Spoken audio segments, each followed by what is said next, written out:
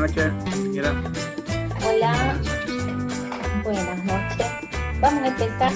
Hoy todavía vamos a continuar un poquito con temas más Builder, pero ya apuntando a lo que tenemos que trabajar en el primer tema de la materia, que es algoritmos recursivos, ¿ya? Habíamos estado en la anterior clase trabajando con la interfaz, el formulario, algunos objetos, ¿verdad?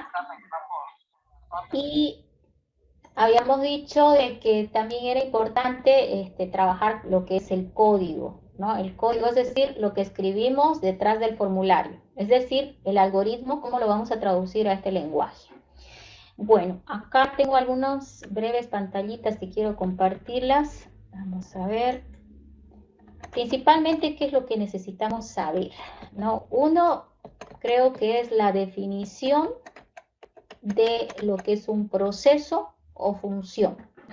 Entonces, normalmente los procesos son funciones que no devuelven ningún valor, por eso se llaman void en C++. Entonces lleva la palabra void, por cierto, todo en minúscula, un nombre, que es una palabra, paréntesis, adentro del paréntesis podés tener lo que se llama los argumentos que parametrizan el proceso. Parametriza significa modifica el comportamiento de acuerdo a los valores que envías. Normalmente aquí lo que vienen son variables, ¿verdad?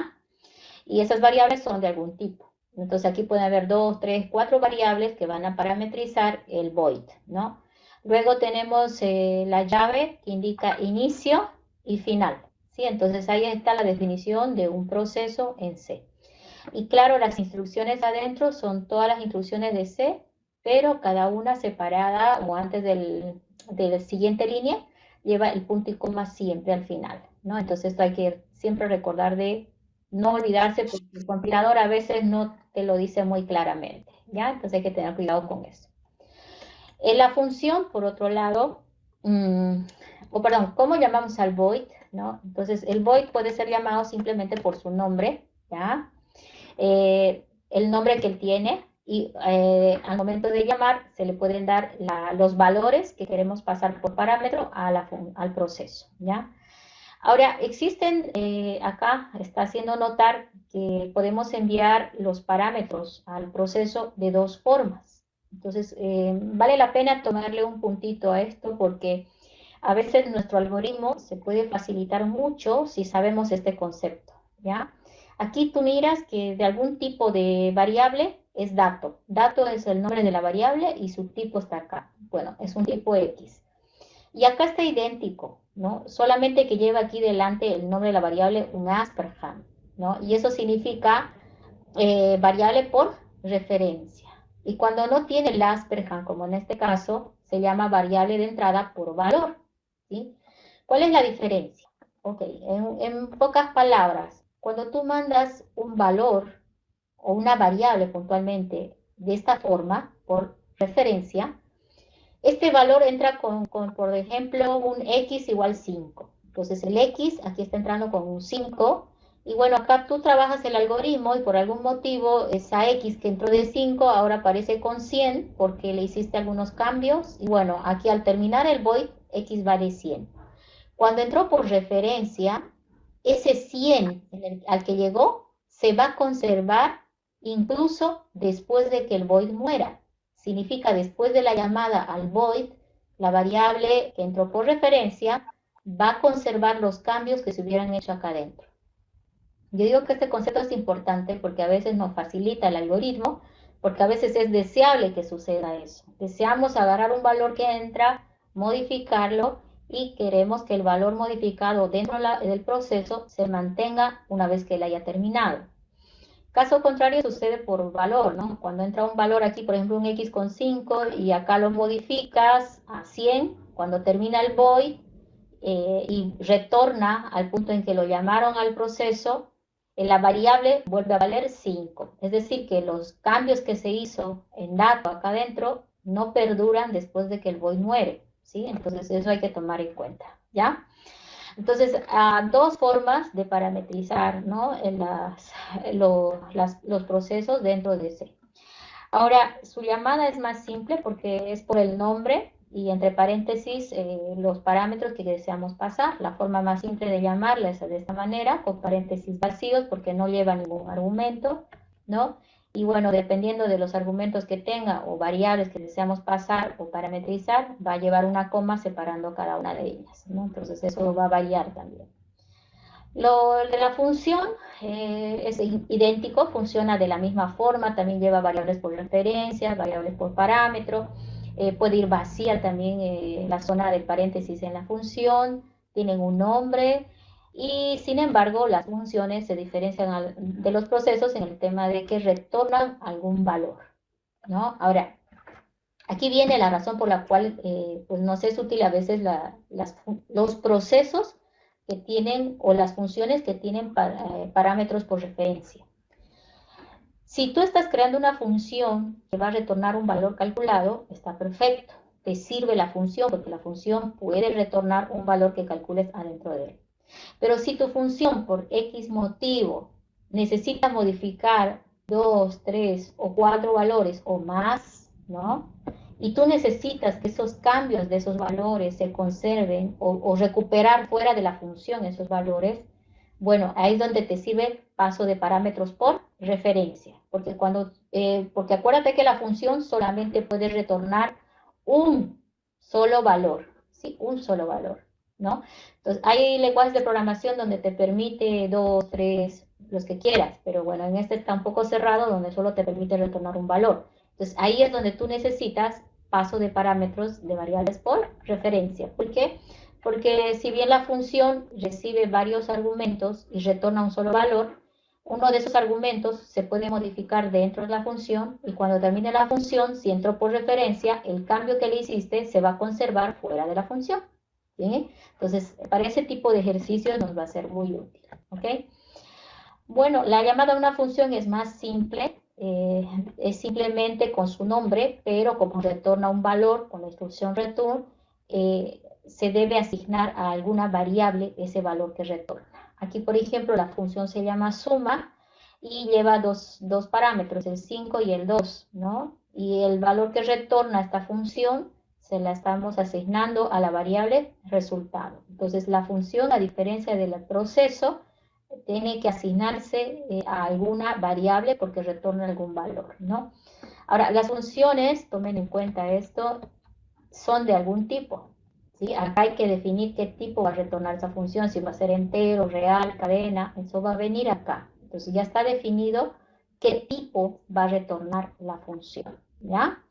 Y el return es importante que esté porque es el punto final, ¿no? Debe retornar un valor que en algún momento ha calculado para que la función la devuelva y se le pueda asignar a una variable que está esperando, ¿no? El cálculo de ese valor, ¿sí? Y bueno, entonces hasta ahorita solo he dicho dos novedades, ¿no? Paso de referencia, súper útil cuando tenemos que hacer varios cálculos de repente. El tema de que podemos usar procesos o funciones para desarrollar subalgoritmos. Tal vez todo lo puedes hacer con proceso, ¿sí?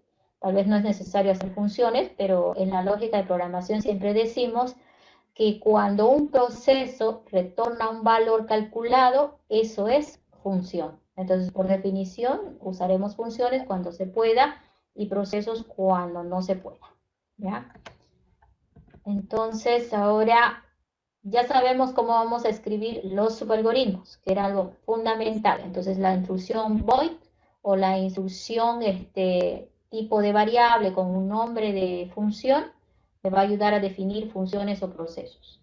Segundo elemento importante para poder escribir código, definición de variables. ¿Ya? Entonces acá hay bueno, no me gusta mucho este resumen, la verdad que olvidé actualizarlo, pero bueno, están los más usados de todas maneras, ¿no? Acá ahí están los tipos de variables, así se los declara, por si acaso todo en minúscula, aquí ha habido un error al corrector, seguramente le puso mayúscula, ¿ya? Entonces la definición o declaración de variables es todo en minúscula, pero la variable puede ser mayúscula, minúscula o combinado como tú quieras ver, ¿ya? Entonces, ¿cuáles son las más utilizadas? Vamos a tratar de marcarnos en las que más se usan, porque tanta variable, cuando uno la necesita ya va al manual, pero las que tienen que estar en la memoria para los ejercicios básicos son, por ejemplo, el entero o el int, ¿sí? El entero o el int, va una, ¿ya? Ese es un entero que no lleva parte decimal, ¿no? Básicamente puede ser positivo o negativo, ¿sí? Por eso está hablando aquí de límite inferior y límite superior, de cuánto soporta, ¿ya? Ah, sin embargo, hay ejercicios donde este límite inferior queda pequeño, entonces hacemos uso del longin, ¿sí? Long int, básicamente, este otro, long int, y ese ya es pues mucho más grande, te soporta cantidades más altas, ¿no? LE menos C, ¿sí? Ahora, estos dos son con signo, positivo y negativo, ¿no? Entonces, ahora también hay el famoso unsigned int, que yo lo ocupo poco, pero a veces es útil. ¿Por qué? Porque es un tipo de entero que no soporta el negativo, por lo tanto solo agarra números del 0 al 65.535, que sería la misma cantidad de números que aguanta este otro, solo que este está del negativo al positivo, ¿ya? Entonces es útil también el unsigned int porque no soporta valores negativos. Entonces voy por el entero, el int, el non-int, voy por el real, que es en este caso float, sí, ahí está el float, es bastante amplio el float, ¿ya? Aunque yo por lo menos en los ejercicios trato de utilizar el otro, que es mucho más grande y me soporta algoritmos un poquito más densos, sería el real doble, ¿ya? Es como el doble, como el float, ¿sí? Fíjate que este se le dice doble, ¿sí? Pero es mucho más grande, ¿no? Entonces, acá le voy a borrar, voy a cambiar, ¿sí? Prefiero acá marcar al doble, que es el que más ocupo yo. Ahí está, el doble. Está el char también, hay que esclarecer que el char es un solo carácter, ¿ya? Es un solo carácter ASCII, ¿no? Entonces char normalmente en el contexto de uno, un carácter, ¿ya? Está también el unsigned char, pero bueno, ese también lo ocupo muy poco. Y bueno, y ahora decimos dónde están los demás. Me falta algo, ¿no? Tengo al entero, tengo al real, tengo el char, pero por ejemplo, el char les dije que es un carácter. ¿Y qué pasa cuando tengo una cadena de caracteres? Entonces ahí es donde voy a aumentar acá, eso es lo que digo, me faltó recordar que acá siempre está faltando uno, que es el string, pero hay dos strings en C++. Recuerdo una de sus compañeras me decía la S chica y la S grande. Bueno, hay uno que es string todo con minúscula, yo no lo ocupo, ¿ya? Y el otro es el string todo con mayúscula. Ese sí lo ocupo harto, porque es más fácil trabajar cadenas con el string, con la S mayúscula. Si ustedes entran a los manuales de C, van a encontrar un montón de propiedades o funciones diseñadas para el string con S mayúscula que nos facilitan los algoritmos. Las dos trabajan distinto, entonces en el manual hay que ver cómo usar la una o cómo usar la otra, ¿no? Pero no son equivalentes por si acaso, entonces hay que tener cuidado. Entonces una cadena larga, ¿sí? El string sirve para letras y números, símbolos especiales, etcétera, ¿no? Entonces utilizamos mucho para manejo de cadenas, ¿ya? Creo que con esas ya estaría completo, ¿no? Lo que es el manejo de las variables. Entonces acá, por ejemplo, en el último me quedaría, déjenme buscarlo al marcador, y me quedaría con la string, pero con la S grande sugerida, ¿no? Pero ustedes ya pues pueden hacer variaciones, si de repente les gusta más la S chica, con S chica, bueno, usan S, ¿ya? Entonces, ahí está. Entonces, por lo menos esas variables hay que manejarlas. Casi todos los algoritmos nos van a andar con esas variables. Si necesitamos otro tipo, pueden usar los manuales de C, van a encontrar más variables, tienen muchas más de las que estamos viendo en esta tablita pequeña, ¿ya? Entonces, todo depende de lo que queremos hacer para el uso de esas variables. ¿Ok? Vamos a disminuir. Ahí. Bueno, con eso nos vamos ahora a ver, ya sabemos el tema de variables, ¿no? Entonces, por ejemplo acá, fíjense en este void, ¿no? Dentro del argumento está definiendo a las variables a y b, ¿de qué tipo? Int. Es un entero simple, ¿no? Parecido a este que está acá. ¿no? Y acá adentro está definiendo int a la variable c, ¿no? C del tipo entero. Y acuérdense que esto es minúscula, la definición de variables, int, longin, double, char, string, etcétera, todos son en minúscula, excepto la string con la S mayúscula, ¿no? Que esa es la única que es así rara.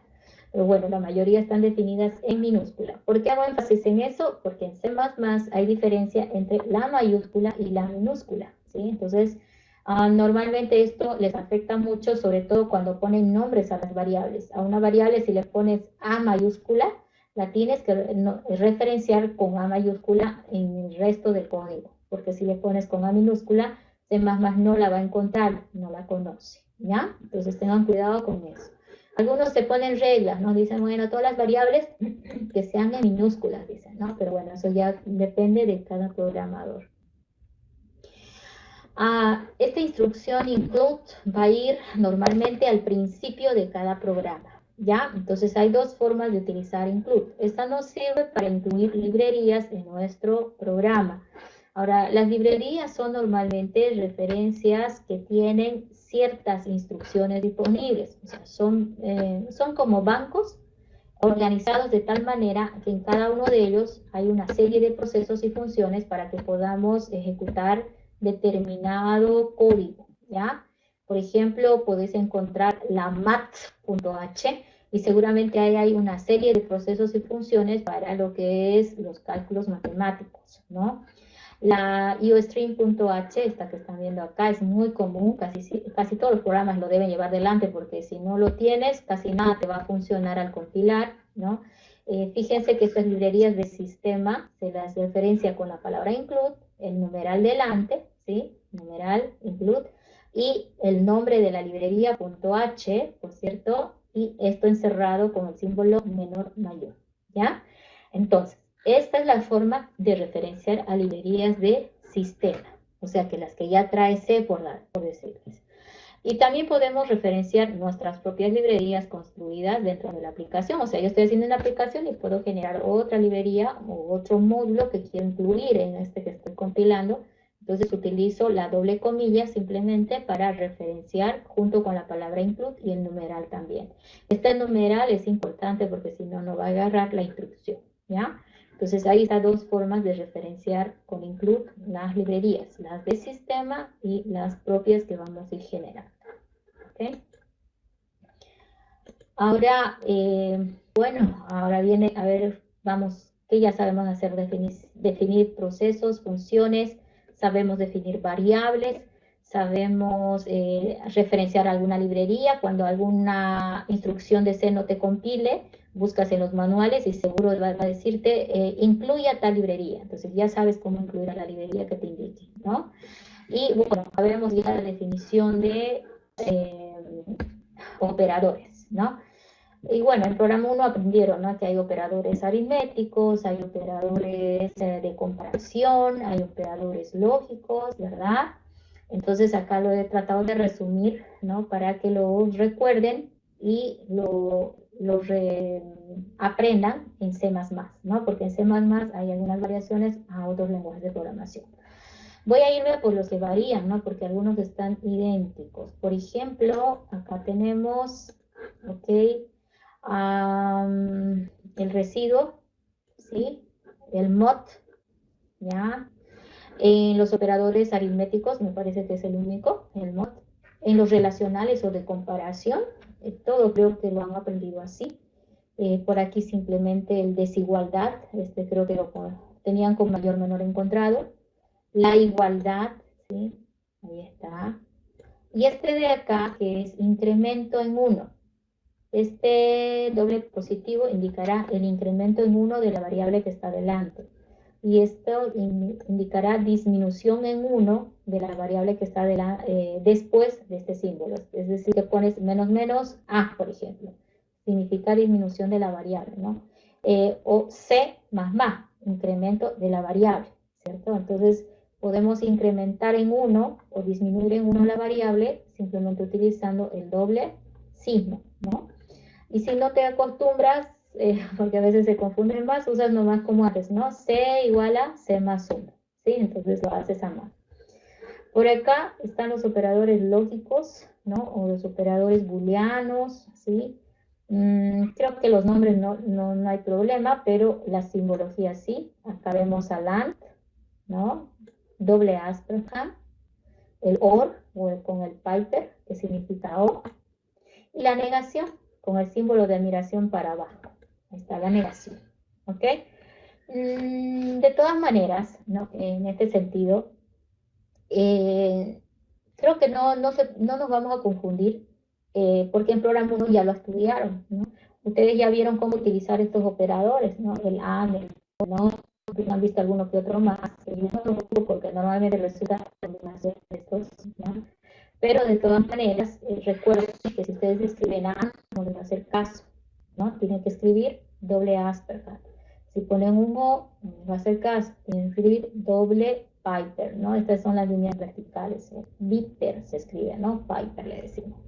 Y la negación, el símbolo de admiración para abajo, delante, ¿no? De lo que queremos negar o de la expresión. Entonces, con este resumen, ya estamos avanzando a lo que es cómo escribir código, ¿no? ¿Qué me está faltando? Creo que estoy llegando ya a lo más importante, que son las estructuras algorítmicas. Creo que ahí me voy a saltar de una vez para que no se alargue más esto. ¿Ok? Son las estructuras algorítmicas, ¿no? ¿Qué son esas estructuras? Bueno, las variables son estructuras de datos, ¿no es cierto? Las variables en el fondo son estructuras de datos. Y las estructuras algorítmicas son justamente esto, ¿no? Son las instrucciones que usamos en el diagrama de flujo para dar condición, ciclo repetitivo o instrucción simple, ¿ya? Entonces, básicamente, ¿no? Nosotros de toda la teoría que vimos en programa 1, sabemos cómo es el diagrama de flujo, lo hemos conocido. Lo único que hay que asociar es esto con cómo escribirle código, ¿ya? Entonces, no es muy complicado, es lo mismo, if else, if else.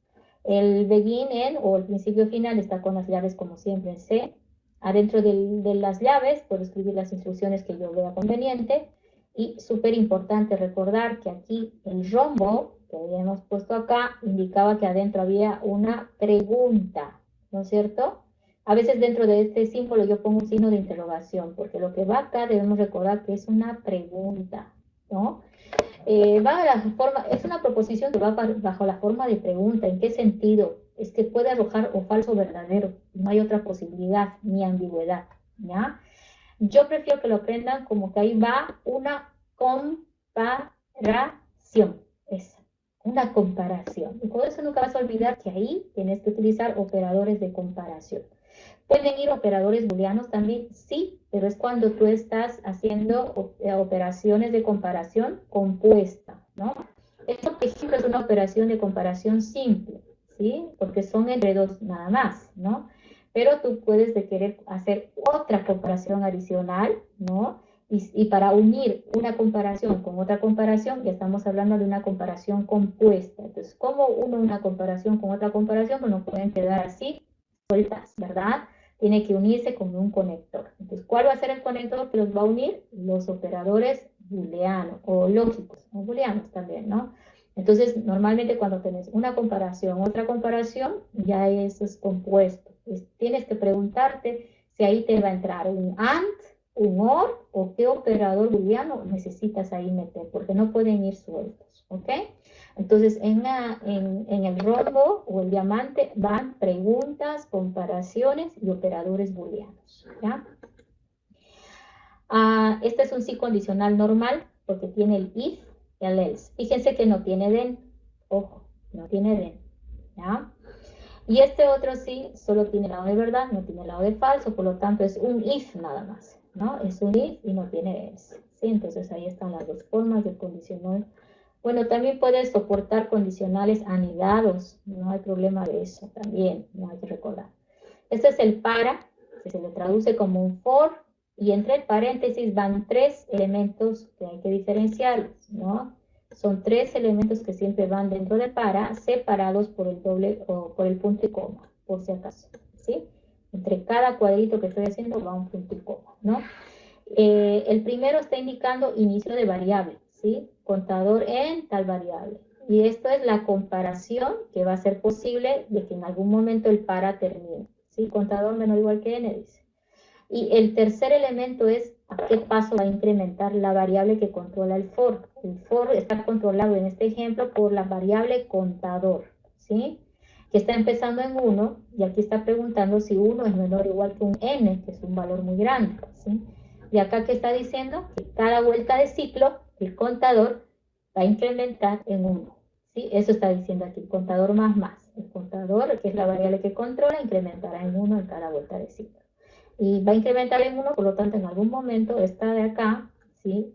Va a ser falso. No va a cumplir esta condición que está acá en el centro y se va a salir del for, ¿no? Entonces, por eso el for es conocido como un ciclo que repite un número de veces conocido, ¿no? Entonces, normalmente es cuando dices, hay que repetir 10 veces, 100 veces, 70 veces, o sea, cuando ya tienes definido cuántas veces se va a repetir, utilizamos un for, porque es la forma de repetir más simple o sencilla que hay, ¿no? Ok, entonces es el for de C++. Y bueno, el while también tiene, el while es, para mí es más fácil de usar, simplemente está con la instrucción while, a todo en minúscula, con sus llaves que abre y que cierra, entre paréntesis va una condición, ¿no? O pregunta, y es lo mismo que iba en el sí condicional en el rombo o diamante, ¿sí? Una pregunta, una condición, puede ir operadores booleanos, si estamos hablando de dos proposiciones combinadas o una proposición compleja, etcétera, ¿sí? Entonces aquí va siempre pregunta, ¿ya? Y bueno, adentro de él una serie de instrucciones que se van a repetir hasta que el while retorne falso. El while repite mientras, fíjese que la palabra while significa mientras sea verdadero. ¿Ok? Mientras sea verdad, va a repetir. Y cuando ya no cumpla o sea falso, se sale del while o termina. Entonces hay que cuidar que dentro de las llaves se haga posible de que en algún momento la condición se haga falsa para que termine el while. ¿Sí? Eso hay que cuidar en el while porque si no lo cuidamos va a caer en ciclo infinito. Este es un while al revés. Fíjate que empieza con la instrucción do y luego while y por lo demás es idéntico, va la condición, etc. ¿Cuál es la diferencia?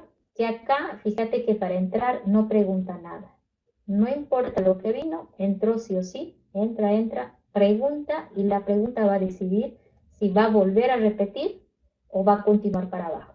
Entonces como que es un while al revés, donde por lo menos la instrucción que está acá se repite una vez mínimamente, porque la pregunta para decir vuelvo a repetir recién está abajo, ¿no? Entonces yo no lo uso mucho, pero a algunos les gusta porque tiene esa lógica de que por lo menos repite una vez alguna serie de instrucciones. Este es el selector o el case. Me olvido la estructura de esto, normalmente tengo que fijarme en el manual, ¿no? El switch, ¿sí? Case, ¿no? El switch es la palabra que va a empezar a distribuir y acá viene una expresión, ¿no? Y acá tú dices constante, 1, en caso de que la variable sea 1, en caso de que la variable sea 2, o en caso de que no fuera ninguno de los anteriores, esto es como si fuera un else, ¿no? Si no fuera ninguno, se viene por aquí por defecto, ¿ya? Cada case termina con su break, por si acaso, ¿sí? Cada case break. El break hace que finalice esta parte o esta zona. Si no tiene break, ocasiona error, porque si te olvidas del break, el algoritmo va a venir a cada instrucción y va a continuar con el siguiente case. Pero si encuentra este break, a él le dice, break es cortar, significa que va a saltar abajo de esta llave que está finalizando el case, ¿no? Entonces, si ya entró por el case 1, ya no debería entrar a los otros y esa es la razón por la cual hace un break o un corte para que salga del case y continúe para abajo. Es muy útil esto para hacer condicionales múltiples, ¿no? Cuando tenés muchas posibilidades, porque el sí condicional trabaja con falso verdad, solo hay dos posibilidades, pero acá ya podés avanzar a 10 o más posibilidades de una manera sencilla, sin abrir tantos sís anidados, ¿no? Para adelante. ¿Sí? Entonces aquí está un ejemplo, cómo se ha reemplazado el switch, ahí vemos la variable, en este caso calificación es la variable, es la expresión que decía acá. En caso de que esta variable calificación valga 8, 9 o 10, va a entrar a uno de ellos y si no es, por ejemplo, para un 11, no va a entrar a ninguno, simplemente como no lo encuentra, se salta y sigue para adelante, ¿no? Por esa razón a veces usan este default. El default significa que si ninguno de los anteriores fue, entra por defecto acá, ¿no? Y ojo, no olviden que el break sí o sí, si no, el compilador se raya, hace lo que no esperamos, ¿ya? Y bueno, eso, todo eso hay que ponerlo en una ayuda a memoria. Yo no creo que sea más de una plana todo eso, ¿no? Todo eso de que hemos visto. ¿Qué hemos visto? Definición de proceso función, definición de variable, definición de, ¿qué más? A ver, déjenme recordar. Operadores, ¿verdad? Los operadores, súper importante, porque sin eso no podemos crear fórmulas, ¿ya? En cálculos. Y finalmente, la definición de las estructuras algorítmicas que te dicen cómo traducir el sí condicional, el mientras, el para o el selector case. ¿Será que me ha faltado alguna estructura? Me parece que no, porque incluso el while lo vimos al revés, ¿no? Que es el do loop until o el do while, ¿cierto? Y creo que con eso todo lo que podamos decir ya se dijo, ¿ok? Hagamos un ejercicio donde ya meto código para que finalicemos esta clase, porque hoy toca terminar lo que es la inducción de C. Lo que quería es llegar hasta este punto donde yo les muestro cómo escribir, cómo usar, cosa de que la siguiente clase, yo cuando empiece a hablar de instrucciones en C, ustedes no estén diciendo, ay, ¿qué está haciendo ahí? Yo no sé si está definiendo variable, qué es entero, o cómo está comparando, por qué lo hace así. Entonces, esto es importante que ustedes lo retroalimenten el fin de semana, idealmente haciendo una aplicación, no porque lo vaya a pedir, no porque les diga va a valer práctico, sino por desafiarse a ustedes, ya que tienen los conceptos básicos de cómo construir una aplicación en C.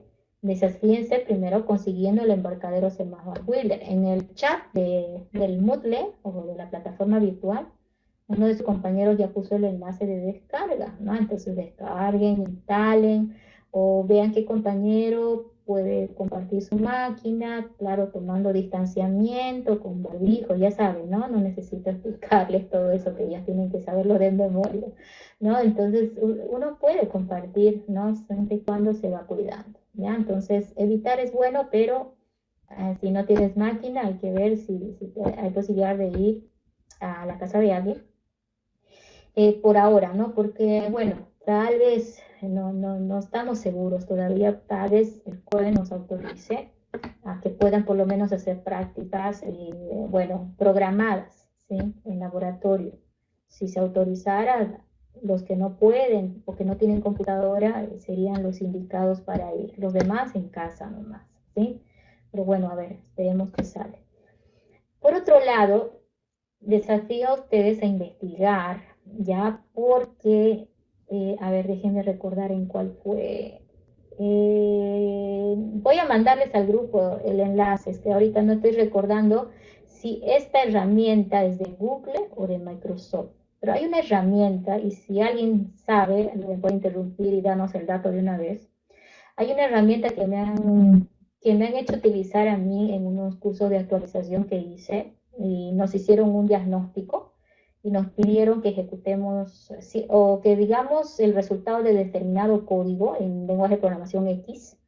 Y para poder hacer el ejercicio nos dieron la dirección de un enlace, ¿no? Educativo en el cual entrábamos nosotros logueados con nuestra cuenta de Gmail, si no me equivoco, y ahí teníamos para seleccionar en qué lenguaje de programación quería ejecutar el algoritmo.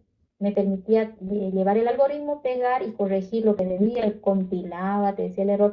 No era al 100% como es el lenguaje instalado en tu máquina, pero por lo menos no necesitaba instalarme ese lenguaje de programación. Me llamó la atención porque no solamente tenía lenguaje de programación de Python, ¿sí? Tenía más de uno, pero no me dio tiempo de ver cuáles, ¿no?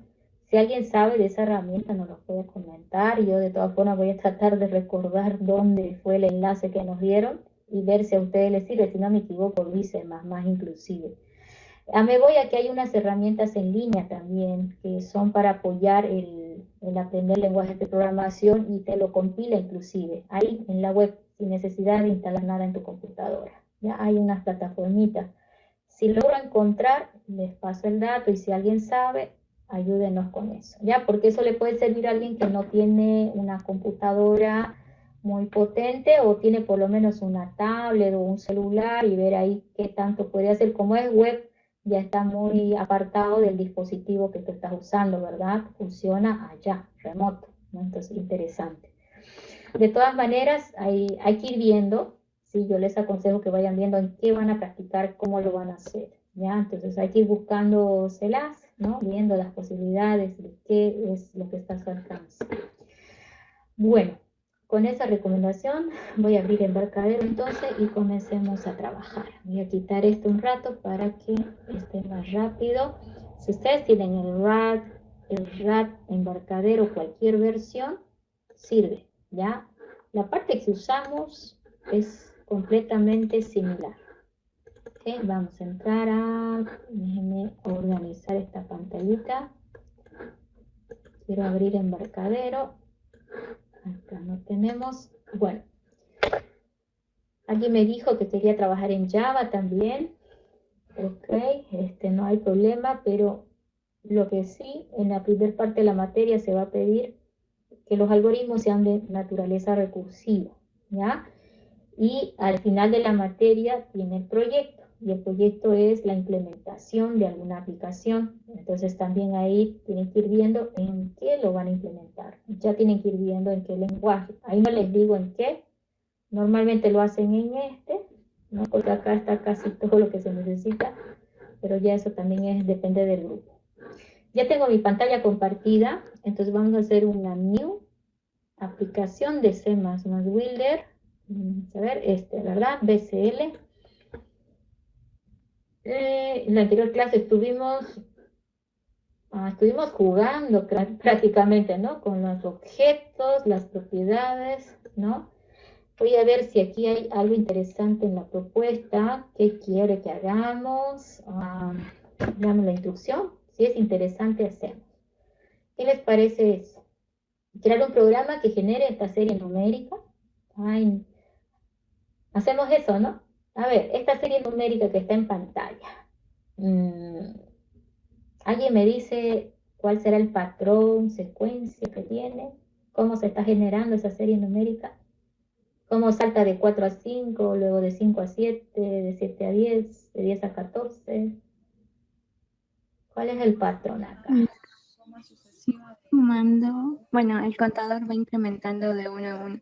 De 4 a 5 es 1, de 5 a 7 2, de 7 a 10 3 y así sucesivamente. Eso está interesante. Miren lo que ella encontró, no es una serie aritmética, porque la serie aritmética es cuando hay un solo patrón, un solo número que de manera constante aumenta, ¿verdad? Ella encontró esto, ¿no? De 4 a 5, habría que tratar de pulsar un poquito, no tengo curvitas, bueno, aquí. Va sumando el número de posición. Ya, sí, más de una forma siempre hay de ver las cosas. Entonces, la forma en que tú la ves es la que seguramente vas a utilizar para resolver el algoritmo. Y obviamente siempre alguien va a mirar lo más fácil que uno. A veces pasa eso, ¿no? Entonces, más de una solución siempre es posible. Voy a ir viendo más 1 para llegar, 4 más 1 para llegar a 5. 5 más 2 para llegar a 7. 7 más 3 para llegar a 10. 10 más 4 para llegar a 14 y 14 más 5 para llegar a 19 y luego el patrón va para adelante lo mismo, ¿no? Yo pudiera decir que en el fondo, ¿ok? Lo puedo resolver como un algoritmo de programación o lo puedo resolver también con teoría de series numéricas, ¿no? La teoría de series numéricas te diría que, bueno, en este nivel se ha armado otra serie, te diría. Eso te diría la teoría de series. No sé si han visto claro que sí han visto estructuras discretas, más 100, todo eso ya lo han visto ustedes, solamente rebobinen en su memoria y acuérdense de la teoría de series. Acá, por ejemplo, te dice, en este nivel recién aparece una serie aritmética. ¿Por qué? Porque acá, si yo salto, vamos a ver un color acá, miren, para llegar de 1 a 2, para llegar de 2 a 3, para llegar de 3 a 4, mi pulso es muy malota, ¿no? Entonces, para llegar de 1 a 2, más 1. 1 más 1 llega a 2. 2 más 1 llega a 3. 3 más 1 llega a 4. 4 más 1 llega a 5. Y aquí estamos viendo ya un constante, ¿cierto? Un valor constante que se está repitiendo. Ese valor constante es el 1.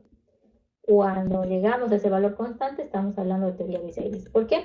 Porque esto es una serie cuadrática que le llamamos, porque en el segundo nivel aparece un valor constante que se suma para avanzar al siguiente. Es como ver la serie en segundo nivel. ¿Qué se hace a nivel de programación? Vas a Math 100, revisas las fórmulas y tan, lo puedes resolver, pero si no nos acordamos, a nivel de programación nosotros también lo podemos resolver. De la manera más fácil es la siguiente. A ver, ¿qué dicen? Le voy a poner un nombre de variable a cada uno de estos. ¿Sí?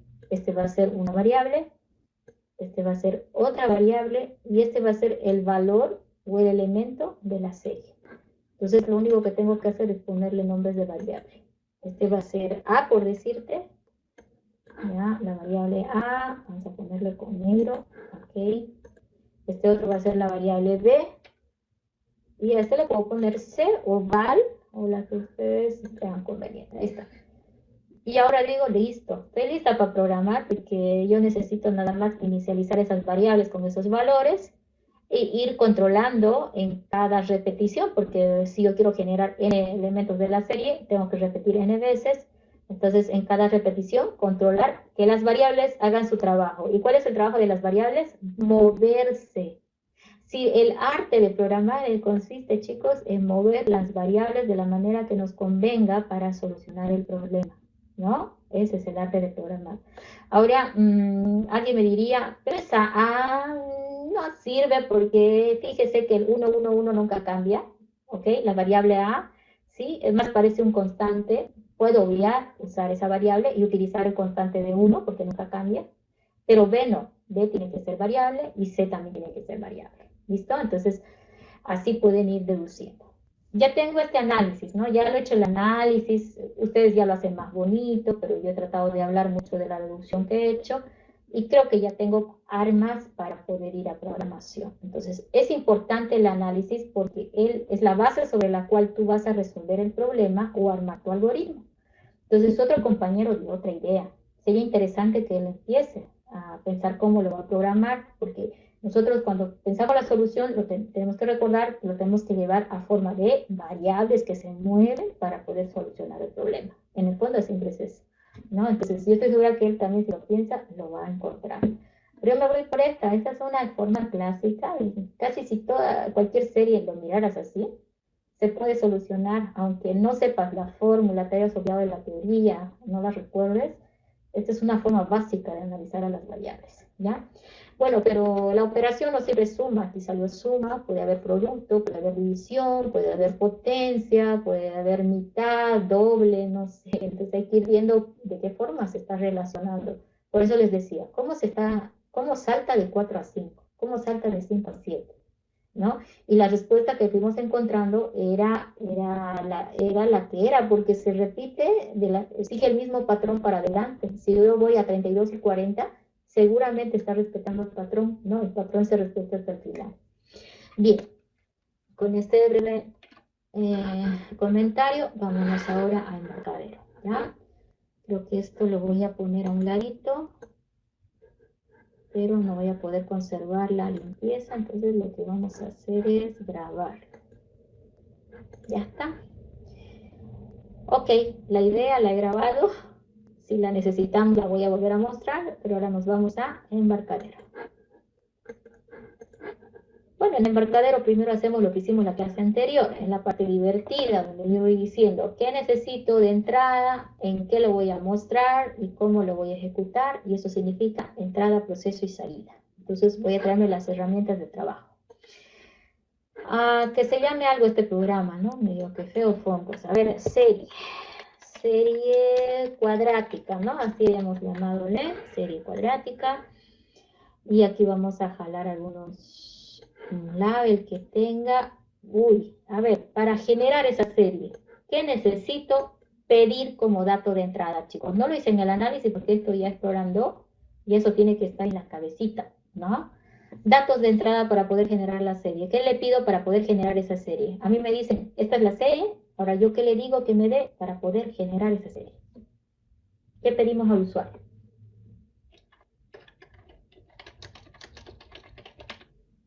Clásicamente, el número de elementos de la serie, pues tiene que decirme si quiere 100, 50, si quiere 2, ¿no? Y lo vamos a capturar por ahora en un edit otra vez, entrada, acá le vamos a poner por defecto vacío, que quede vacío el edit, ¿no? Ya está, la entrada aquí me va a decir n, la salida, ¿en qué podemos mostrar la serie numérica? Medio feo mostrar en mensaje, ¿no? Show, show, show, show, que salga un mensaje por cada elemento, puede ser uno de estos también puede ser para mostrar la serie, pero voy a aprovechar que ya aprendimos la grilla y le vamos a usar el teststring grid.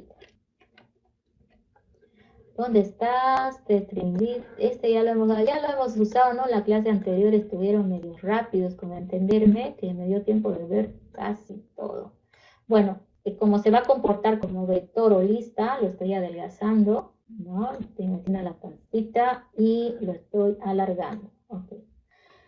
Y para que se comporte de manera visual mejor, le voy a cambiar algunas propiedades, van recordando algunas, por ejemplo, el fixed, ¿sí? Fixed calls, yo lo trabajo así, ustedes pueden trabajar en uno si gustan, ¿ya? En 0 los fixed, luego, ¿qué más? El row call y row count no lo puedo hacer acá, lo voy a hacer en modo en momento de visión de código. Pero options, vamos a options, vamos a revisar cómo están las opciones, porque como ahí va a salir la serie, no quiero que modifiquen ningún valor que hay dentro de la grilla, ¿ya? Options, ¿dónde estás? Aquí está. Entonces el go editing, ¿dónde estás? Está en falso, está bien. El go editing en falso porque yo quiero que aparezcan los valores y nadie los modifique. Está bien todo. Ahora, bueno, tengo entrada, tengo salida y me falta el proceso. Y puedo hacer uso de menús, pero en este caso a mí me gusta simplificar al botón clásico. Y como solo va a ser para esto, lo pongo ahí con solamente un título que diga generar serie, ¿no? Le había comentado que una vez ejecuté el programa de X persona y cuando funcionó el programa, una pantalla en blanco, y yo dije, ¿y ahora qué hago? Me dice, no pon tu nombre, puse mi nombre, le di enter, y otra vez en blanco. Y me dice, ¿y ahora qué hago? Pon un número. Bueno, no, no puede ser un programa sin explicación, ¿verdad? No puede estar todo el tiempo pidiendo hacer algo. Nosotros tenemos que programar de tal manera de que el usuario sepa dónde va a dar clic y dónde va a hacer las cosas, ¿ya? Entonces creo que ya está listo. Entrada, salida, proceso en el botón. Ahora ya está. Vamos a empezar código entonces. Doble clic al botón. Y lo que voy a hacer aquí es preparar las cosas para llamar a un algoritmo que genere la serie. ¿Listo? Entonces primero capturo lo que está en el formulario. Y eso significa usar variables para guardar ese valor. Tenemos el n, por ejemplo, que va a ser un int. ¿Sí? Entonces acá vamos a escribir int, n, el número de elementos para mí, ¿ya? ¿Y qué más? Parece que nada más. Punto y coma, y ahí vamos a poner n que se iguala el valor almacenado por edit 1, que era la caja de texto que pusimos, en su propiedad text.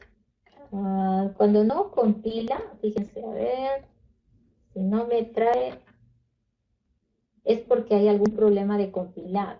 Entonces lo que voy a hacer es grabar el programa, ¿sí? Grabar el programa y revisar. Pero bueno, ahorita estuvo lento, aprovechemos que todavía está, enter. El enter se fue mal. Ok. Text. Enter. Punto. Ahora vamos a convertir a entero. Int. Listo. ¿no? Entonces, ya eso tú puedes hacerlo de acuerdo a tu criterio, ¿no? Otra vez lo voy a mostrar. Puede ser real también porque tiene los conversores, pero aquí tiene varias cosas. Toint es el que me sirve a mí, enter, punto y coma. Bueno, tengo el número de elementos y eso me va a servir para dimensionar la grilla. Entonces, ahorita lo único que estoy haciendo es preparar las cosas, ¿ya? Esa grilla se llama tStringGrid. Si no se acuerdan, se fijan en el formulario, ¿sí? tStringGrid 1, ¿no? Tenemos propiedades que hay que mover, que nos han podido en momentos de diseño, que es, por ejemplo, ¿qué pasó? El row count, por ejemplo. Es por la T. Es stringid 1. Por eso hay que fijarse bien en el formulario antes de llamarlo, porque luego uno está como ya ahorita adivinando el nombre, ¿sí? El row count, ¿ya? Es el número de filas. Este lo vamos a poner en una fila porque se va a comportar como vector. Y luego el string grid 1, el call count, ¿sí? Que sería... aquí miren, no aparece porque hay error arriba. Mirando es el punto y coma famoso, ¿sí? Y aquí, ahí otra vez, buscamos ahora el call count. Y el call count es el número de columnas, el número de elementos de la serie. Ahí está, N. Ya tengo row count, call count. Creo que ya está lista la grilla. No creo que necesitemos nada más hasta donde recuerdo. Como que ya tengo preparada la grilla para salida. Tengo capturado en N el número de elementos. Y pues ahora llamémosle al algoritmo. ¿Ya? Voy a llamar al algoritmo genser. Mire, un proceso, voy a hacer un proceso, lo estoy definiendo por su nombre. Y voy a enviar en este proceso void un argumento que va a ser el n, ¿ya? Que es el número de elementos. Y por el comportamiento de cómo está trabajando, le voy a mandar también la grilla. Ahorita voy a explicar por qué estoy mandando la grilla. Es que la grilla es donde voy capturando cada elemento de la serie, ¿sí? Como son varios, entonces voy encontrando y lo voy cargando en el string grid 1. Lo estoy mandando completo, ¿ya? Ahora, ¿por qué lo mando? Si aquí mismo voy a definir el void genser, ¿sí? Y aquí va a venir int de tipo entero, miren, del mismo tipo. N es entero, ahí está, int n. Ahora, del tipo tStringGrid, ¿no? Del tipo tStringGrid, ahí va, a ver si no me equivoco, le puedo poner aquí otro nombre, G, por ejemplo, o grid, ¿sí? Grid, ahí está. Entonces, del tipo tStringGrid, estoy mandando la grilla, porque aquí mandé también una grilla. Ahora, alguien me va a decir, ¿pero por qué manda la grilla si está dentro del mismo módulo en el que está trabajando? Bueno, ok, veamos a tasas. Es importante entender. Miren, este es el formulario. El formulario es el principal y los objetos, como la grilla, están dentro del formulario. Desde el formulario yo puedo referenciar cualquier elemento que está dentro. Por eso pude referenciar al string grid y pude referenciar a la grilla. ¿Dónde lo hicimos? En el botón. ¿Por qué lo hicimos en el botón? Porque el botón es parte del formulario. Esto de acá te está diciendo que el botón es parte del formulario, ¿sí? Como el botón es parte del formulario o es un objeto del formulario, yo dentro del botón puedo utilizar la grilla directamente. ¿Por qué? Porque estoy dentro del formulario y yo soy parte. Sin embargo, este void que aquí estoy definiendo, fíjense, no tiene esta referencia. Está fuera del formulario. Es como si estuviera en otro módulo, básicamente, ¿ya? Entonces, si yo aquí quisiera hacer esto, de referenciar la grilla que está en el formulario, el compilador te va a botar y te va a decir error y no vas a entender por qué. Entonces, acostumbrémonos que siempre y cuando estemos dentro del formulario o desde algún objeto del formulario, con algún proceso o función con esta referencia, yo puedo referenciar cualquier objeto del formulario directamente. Pero si estoy fuera, como es en este caso, yo no voy a poder hacerlo. Entonces, ¿qué es lo que me queda? Lo paso por parámetro para que aquí sea modificado y cuando termine este void, los cambios que tenía continúen para adelante. ¿ya? Vamos entonces a intentar ahora trabajar el algoritmo. Aquí es donde, por ejemplo, ustedes van a trabajar mucho. Cuando veamos la siguiente clase, algoritmos recursivos, ¿no? De repente hasta aquí van a llegar muy bien, porque van a ubicar qué va a ser entrada, qué va a ser salida, ¿no? Y donde van a demorarse un poco más va a ser aquí, en idear el algoritmo recursivo para solucionar el problema. Pero obviamente eso también trae una ayuda, una técnica. Yo les voy a pasar una técnica que lo encontré en algunos textos americanos. Creo que los españoles igual lo ocupan. Sí, es como que mera. Una vez que yo aprendí esa técnica, me parecía que cualquier algoritmo recursivo se podía diseñar sin ningún problema, ¿ya? Entonces vamos a ver si ustedes igual lo apropian. Ahora sí tienen su propia estrategia, siempre y cuando que funcione y respete el tema de que es tipo recursivo, va a estar bien, ¿ok? Bueno, entonces ahora escribamos nuestro código acá. A ver, ¿qué hacemos aquí? Vamos a empezar. Tengo el n, que es el número de intentos, tengo la grilla. Teníamos pensado a cada nivel ponerle una variable. A ver, vamos a repetir dónde está esa parte, la vamos a volver a recuperar. Y este era el screen que saqué. No se grabó, está lenta. Ahí está. Este era el screen que grabé hace un momento. Nos va a ayudar a focalizar lo que hay que hacer aquí. ¿Ya? Bueno, voy a ir escondiendo estas otras cosas porque ya el formulario está hecho, entonces no me sirve. ¿Listo? Ok. Bien. Primer cosa que habíamos dicho, a cada uno de estos elementos que se mueven le voy a poner nombre de variable. Acá le voy a poner variable, como si fuera variable A, por elegancia, luego después si quieren lo quitan, ¿ya? Pero bueno, lo voy a usar. Entonces, voy a empezar definiendo estas tres variables. Entonces, aquí, que es el algoritmo, voy a decir, ¿de qué tipo van a ser esas variables? A ver, no lo ven, vamos a tratar de... Ahí está, ahora sí van a ver. Dígame, ¿de qué tipo defino la variable A, B y C? Real, cadena, entero. Entero. Entero. Y también Entero. puede ser un unsigned, ¿no?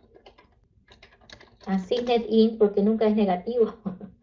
Ojo que hay series que trabajan con los negativos, ¿no? Tengan cuidado con eso. Un unsigned int A, B, C, ya está.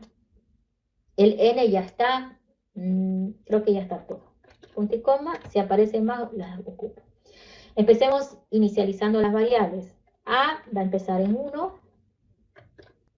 B va a empezar en, a ver ustedes que pueden agrandar la pantalla, ¿en qué empezó B? 1 igual aquí era. En 1. 1, dísteme porque no veo, es muy chico. C C igual en 4. C en 4.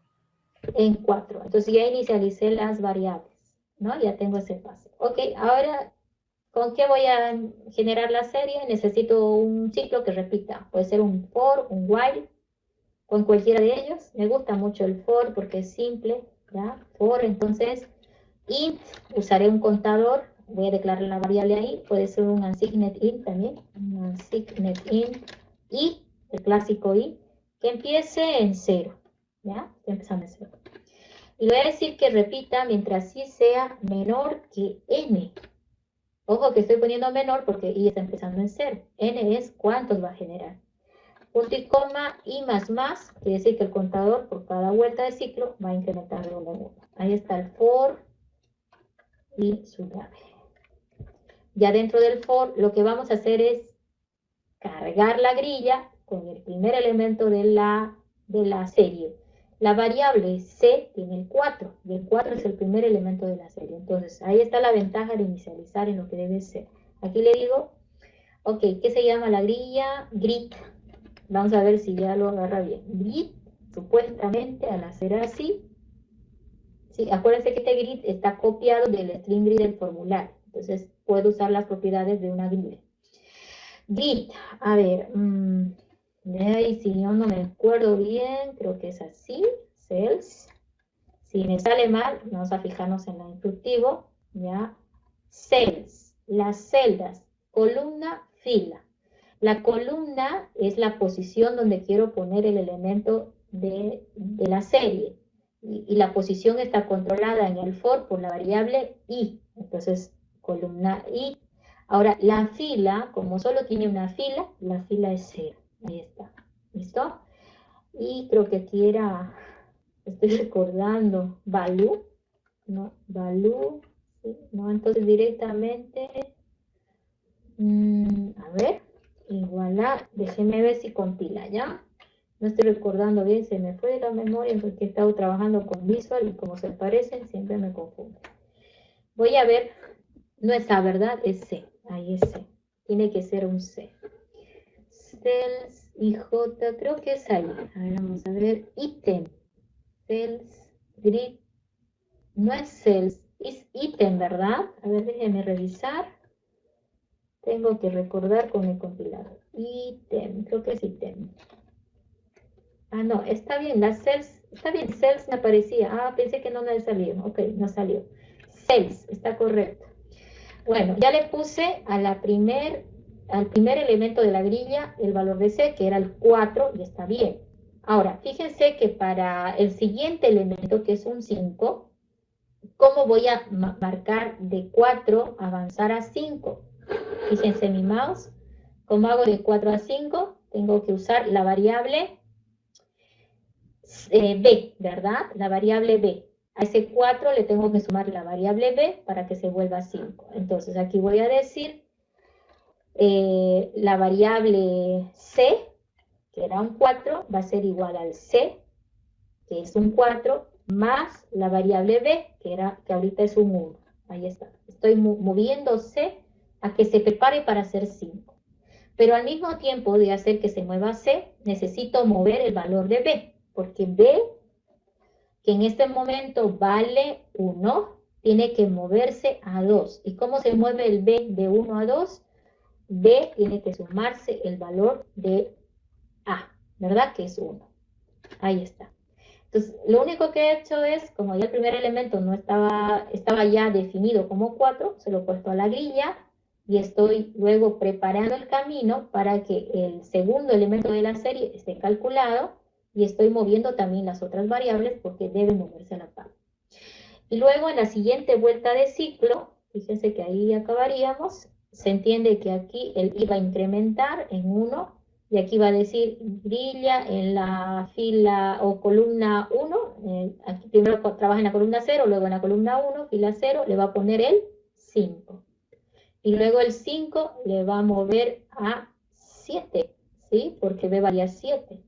Y luego B de 0 en 2 se va a mover a 3, ¿no? ¿Por qué? Porque le está aumentando de 1 en 1. El único que no se ha movido es la variable A, por eso la variable A pudo quedarse como un constante, o sea que pude haber puesto aquí directamente en vez de A un 1 y sacar esa A de aquí arriba, ¿no? Entonces por eso lo podemos hacer después. Pero vamos a dejar ahí para que quede igualito al análisis. Se entiende que esto va a ir cargando la grilla hasta los n elementos. Y con eso creo que ya estaría. A ver, ¿qué me dice? ¿Faltará algo? ¿Han escrito algo en el chat? Hay hartos anuncios, espero que sean saludos. A ver, sí, con row, sí, columna, fila, en C++ es primero columna y luego fila, sí, tienen que tomar cuidado de eso. El testing grid es de C y creo que en Visual es la Data Grid View, si no me equivoco, ¿ya? Sí, es columna fila, eso hay que tomar en cuenta. Columna fila sí o sí, eso no me vaya equivocado, es porque está al revés siempre. Bueno, grabemos. Error, nadie me dijo de ese error. Yo les dije, cuando ustedes hagan el formulario, grábenlo, avancen y graben, ¿no? Entonces, hay que grabar cuando uno avanzó harto. Voy a dar grabar todo y voy a grabar nuestro segundo ejercicio de laboratorio. Creo que he estado trabajando por acá. En 2021, en 2010, acabamos de hacer nuestro Pro 02. Me olvidé, hoy lo voy a ordenar en la noche. Olvidé cargar los demos, ¿ya? Los demos en el acceso, debajo del vídeo va a estar los demos, ¿ok? Ahora, con el nombre que tenga, y ya está todo. Guardar y guardar. Acuérdense que en esa guía que les mostré en el PowerPoint, ahí está la grilla con todas las propiedades para que las repasen, si como ahorita yo medio me olvido a ratos, entonces tendría que ir a mi guía que ya lo tengo ahí. Y ahí ya, ahora tocaría ejecutar, veamos que funcione. Y a veces no compila, les cuento, sale un error raro, ya va a salir y les voy a mostrar cómo tienen que arreglar. Bueno, acá probamos siempre con algo pequeño, ¿no?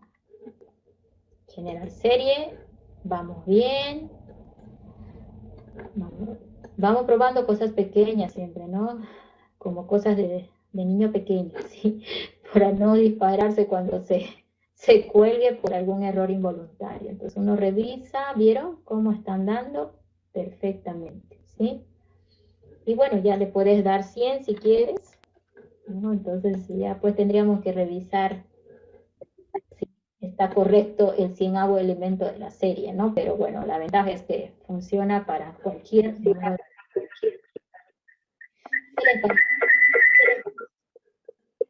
Este ruidito sale cuando tenemos dos dispositivos y hay que sacarle el volumen a uno de ellos para que no salga ese ruidito que están escuchando, ¿ya? Bueno, chicos, ya está. Ya hemos hecho una demo. En esta demo hemos visto que, si bien mis resúmenes de PowerPoint que yo tengo están casi completos, lo ideal sería que cada uno se haga su propio resumen, por lo menos en, como les digo, una plana, puro uso de formulario. Otra plana, puro uso de procesos, variables, operadores y estructuras algorítmicas, ¿no? Y con eso podés traducir sin problema los algoritmos básicos que vamos a hacer nosotros. Ya en el proyecto pues necesitarás, ¿no?, instrucciones avanzadas y eso ya de acuerdo al lenguaje que manejes, pues los vas a ir utilizando para poder hacer un muy buen proyecto, ¿ya? Pero con esto que han visto, miren, cualquier algoritmo va a funcionar. Ahora, esto es interesante, ¿no? Los algoritmos simples son los mejores, ¿no?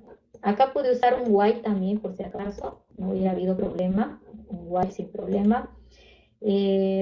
Otra forma de sacar que no hubiera sido en la grilla, ¿a alguien se le ocurre? Otra forma de mostrar los elementos de la serie que no sea en una grilla, para poder probar, alguien si me dice la idea, yo lo escribo. ¿Una cadena? Una cadena también, ¿sí? Los de programa 1 usan ese, ¿no? Porque no les gusta la grilla, porque la grilla la ven con ciclos y los ciclos no le entienden mucho al principio, ¿no? Sí, podíamos haber ido concatenando en una cadena, ¿sí? En una cadena también, está perfecto. Para concatenar hay que ir pegando. A ver, puedo intentar a ver si me acuerdo cómo podemos pegar. Puedo hacer acá otro botón. Ya, este va a ser para eso. A ver. Voy a ir a buscar que necesito un edit, pues, ¿no? A un edit, en vez de la grilla me traigo un edit, ¿sí? Aquí. Y un poquito le ponemos a ver qué, un caption text, ¿no? Text, el edit es con text, vacío. Y también lo podemos bloquear, acuérdense con enabled, ¿no? Enabled me gusta más porque se nota que está bloqueado. Enabled en falso al edit. Listo. Y ahí abajo le puedo poner otro botoncito.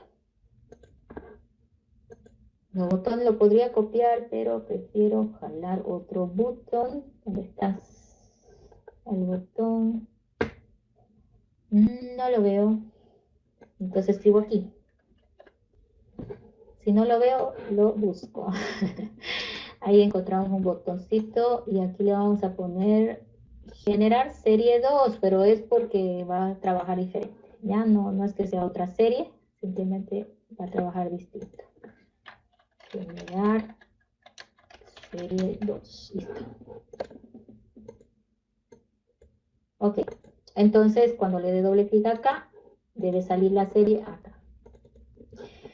Bueno, voy a hacer un poco flojita y voy a copiarme de acá algunas cosas como esto, el N, ya, aquí. Cuando ustedes escriban código, algo que estaba olvidando decirles es que jamás borren nada de lo que escribe el lenguaje de programación, ¿ya? Si tú borras, por ejemplo, esa rayita simple, mire, tiene doble raya baja, ¿vale? Si borras una, ya no va a compilar. Entonces, la regla es no borrar nada y tener cuidado de todo lo que él hace, ¿sí? Uy, no quise retornar atrás. Bueno, no borrar nada de lo que él escribe porque luego me lo borra. Entonces, ahí está el n, que es el número de elementos.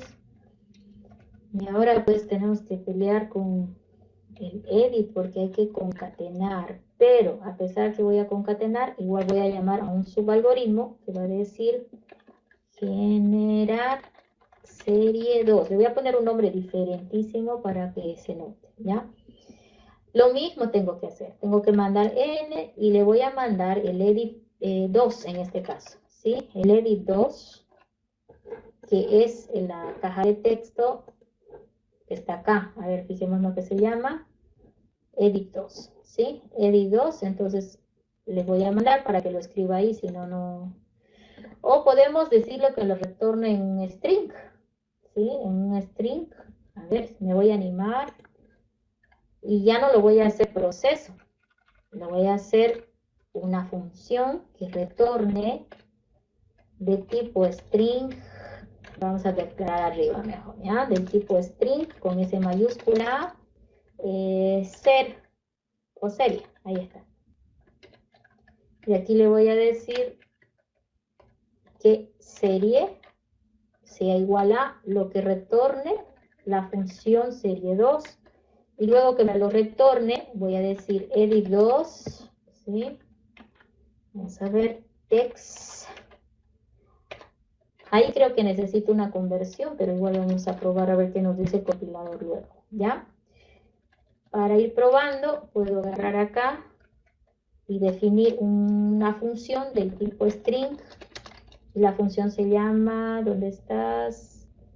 Aquí, miren, le escribí mal serie, ¿no? La función se llama generar serie 2. Entonces, del tipo string, la función generar serie 2. Y ahí le mandamos del tipo string grid. Ay, no. Del tipo int, ¿no? Solo está yendo un n, tipo n. Me distrajeron. Una llave.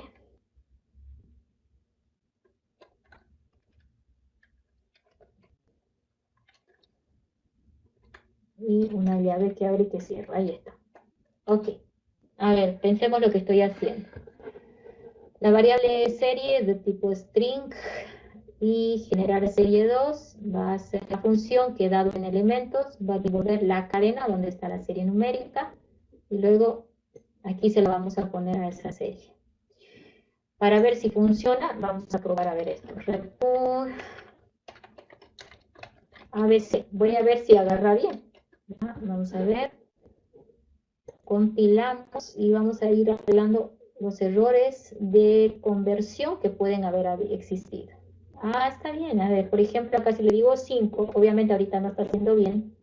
Le doy generar serie 2, miren, está escribiendo ABC, que era lo que yo le mandé. Lo que quería probar es que estaba yendo bien las conversiones de string, ¿verdad? Con la S mayúscula. Bueno, ya sé que esto está bien. Ahora me concentro aquí. Y esto es lo mismo. Es el mismo algoritmo que hemos puesto por aquí. Un poquito flojita y me voy a volver a traer la idea. ¿Ya? La misma idea. A ver, eran 3 variables. Bueno, puedo seguir usando un for por ahora. Pero ahora el problema es aquí, ¿no? Necesito una cadena string, ¿sí? De tipo string, cat o val, que arranque con vacío. Y ahora tengo que ir recordando cómo concatenar, porque aquí el problema es que C es tipo unsigned in. Entonces ahora lo que yo tengo que hacer es que esa variable string, que en este caso era val, sea igual a lo que tenía antes val. Voy a tratar de escribir lo que quiero hacer, más lo que tiene el C, ¿sí? Pero C es un unsigned in, entonces lo tengo que convertir. Voy a ver si me sirve este conversor. Convertir a string, creo que sí, ahí lo va a convertir a string variable C, ¿no? Y bueno, después tenemos algunos detalles de repente. Pero de repente aquí lo importante es que val se está armando a medida que el for avanza. Y cuando el for termina, acá le digo return val. Está retornando el string que fue armando en cada vuelta del for. Estoy utilizando el más para concatenar, que es el más utilizado con lo que en variables, incluso para cadenas. Concatenar significa pegar. Si no quiere utilizar esta forma de concatenado, vamos a utilizar una instrucción que lo haga, ¿no? Entonces primero probamos si agarra. Lo normal es que lo haga así, pero hay algunos lenguajes que no soportan, entonces hay que trabajar en otras instrucciones. 5 elementos, generar serie 2, y ¿qué ha pasado? Está mal. ¿Qué es? A ver, ¿quién me ayuda? ¿Está mal? ¿Me equivoqué? ¿Tanto? No, no está mal. Está bien, señora, le falta las cosas. Coma. Sí. Una coma, un separador, ¿no? Está todo unido, por eso se ve así. Eso, un separador. Tenemos que armar, bueno, pues, miren, yo me gusta ponerle a mí este llamado Piper, a ver, sí, ese palito, ¿no? El palito. Y puede tener el palito un espacio delante y después también, ¿sí? Y ahí, ¿sí? Entonces, o espacio nada más y ayuda, ¿verdad? Sí, yo creo que el espacio también, la coma, lo que ustedes vean. Entonces ya eso depende de cómo se ve. Entonces ahora vamos a compilar, ejecutar, porque está atrás escondido. No sé dónde se metió. A ver, otra vez. Le damos un 8 y serie 2. Y ya con el espacio, a pesar de acá tiene un espacio adicional, bueno, ya eso si quieren lo mejoran, pero no creo que estorbe. Se nota, ¿verdad? Los elementos de la serie. Y bueno, de esa manera hay formas de ir sacando. Ahora, la desventaja de esto es que no tiene un scroll bar, ¿sí? Como la grilla. La grilla tiene un scroll barra de desplazamiento horizontal y vertical que permite, ¿no? Avanzar hasta un infinito prácticamente, ¿no? Acá no, ¿no? Se queda ahí y bueno. Entonces todo depende de qué queremos hacer. Bueno, eso sería ya para terminar esta parte. Entonces, ¿qué hay que hacer? La tarea es repasar conceptos básicos de C para poderme entender cuando haga mis ejercicios de recursión. La siguiente clase ya arrancaríamos, ¿no? Y ir entrando en lo que es un lenguaje de programación, si quieres Java o lo que quieras, pero alguno tienes que dominar para esta parte de la materia, ¿ya? No sé si alguien quiere comentar algo mientras voy leyendo el chat. ¿Alguna pregunta? Creo que no hay nada. Sí, el string grid está en todo lo que es el embarcadero, ¿no? Para todos los lenguajes que han puesto ahí, está el string grid. El unsigned in es para declarar un entero sin signo, ¿sí? Es decir, que para definir números enteros positivos nada más, ¿no? Perdón. Cuando vas a trabajar alguna variable donde solamente hay positivos, entonces le ponemos unsigned int, ¿no? Ahora, si va a hacer operaciones de resta o disminuciones, entonces podemos decirle directo int nada más, y entonces va a agarrar positivos y negativos. Eso es. Cuando En exámenes usted toma en cuenta el tipo de dato que usamos en el algoritmo o no. Depende de lo que están haciendo. En realidad, Por ejemplo, números pequeños nos convendría usar un byte, por ejemplo. claro, miren, si ustedes revisan los manuales, se van a dar cuenta que tienen un tamaño, ¿no? Mínimo, máximo. Entonces, si tu variable se va a mover con valores muy pequeñitos, por ejemplo, hasta el 256 o 128, no me acuerdo hasta dónde llega el byte, ¿ya? Tú puedes utilizar el byte y por supuesto es mejor. ¿Por qué? Acuérdense que las variables usan espacios de memoria RAM. Entonces, cuanto más ajustes el tamaño de la variable, más estás ahorrando espacio en memoria RAM. Hoy en día la RAM ya es bastante grande y el sistema operativo tiene formas de simular más RAM de la real. Entonces, ya no es tanto problema como lo era en generaciones anteriores, ¿no? Yo me acuerdo que antes tenías que ahorrar las variables. Por ejemplo, esta variable A que ven en pantalla, que no debería haberla usado porque debió ser un constante, en otra generación ni lo hubiera contemplado, o sea, directamente esta no era variable para mí porque yo tenía que ahorrar variables por todo lado, ¿ya?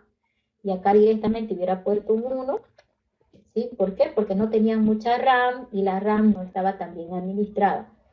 Entonces, normalmente ahora ya nadie se fija mucho en eso, pero es ideal que tú te eduques como programador a utilizar la variable que mejor calce para el objetivo que quieres cumplir. Si un byte es suficiente porque tus números o cantidades numéricas no son tan grandes, no van a llegar a números tan grandes, perfecto, porque estás ahorrando RAM, ¿ya? Si tu número no va a usar negativos, entonces andate por unsigned in siempre para poder hacer de que tu número aguante cantidades más grandes, ¿cierto? Porque al no usar negativos, ese espacio se lo da a positivos que están más grandes.